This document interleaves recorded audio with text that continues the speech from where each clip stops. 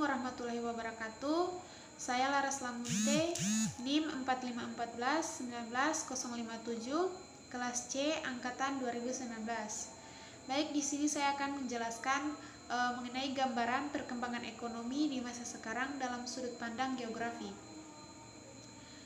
Sebelum kita masuk ke materi, sebelumnya saya akan menjelaskan sedikit mengenai pengertian geografi ekonomi. Menurut Ferdinand von Richthofen dan Suharyono dan Muhammad Amin 1994, geografi ekonomi adalah ilmu yang mempelajari gejala dan sifat-sifat permukaan bumi dan penduduknya disusun menurut letaknya. Seperti yang kita ketahui, sekarang kondisi ekonomi Indonesia saat ini tidak dapat dikatakan bagus dan bisa terbilang sangat buruk. Pemberlakuan peraturan baru dari pemerintah agar penyebaran virus tidak meluas, memberikan dampak baik atau buruk. Laju pertumbuhan ekonomi nasional tahun 2020 diperkirakan mengalami pertumbuhan negatif. Pada kuartal 1 2020, pertumbuhan ekonomi masih tumbuh 2,97%, tetapi memasuki kuartal 2 terkontraksi hingga 5,32%. Kuartal 2 merupakan puncak dari semua keluasan ekonomi karena hampir seluruh sektor usaha ditutup untuk mencegah penyebaran virus corona. Memasuki kuartal 3 pada saat PSBB mulai dilonggarkan kegiatan ekonomi melalui ekonomi mulai menggeliat kontraksi ekonomi, mulai berkurang menjadi 3,97%.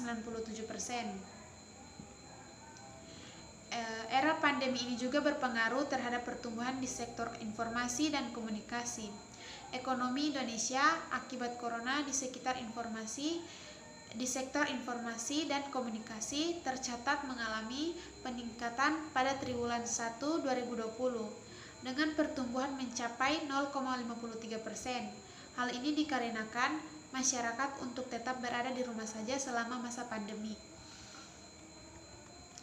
Keluar jika memang sangat perlu. Tentu saja himbauan tersebut membuat masyarakat mencari info dan melakukan komunikasi melalui via internet. Yang kedua yaitu penurunan wisatawan membuat sektor wisata di ujung tanduk. Larangan untuk keluar masuk sangat dibatasi. Hal ini tentu saja berujung pada penurunan sektor wisata, di mana triwulan 1 tahun mengalami penurunan hingga 34,9% dibandingkan dengan tahun yang lalu. Selanjutnya yang ketiga yaitu transportasi juga bertumbuh negatif. Artinya pemberlakuan PSBB atau pembatasan skala-skala besar membuat sektor transportasi juga terkena dampak, di mana jumlah penumpang rel, bus, dan juga pesawat mengalami penurunan cukup besar, bahkan mencapai angka negatif. Terima kasih.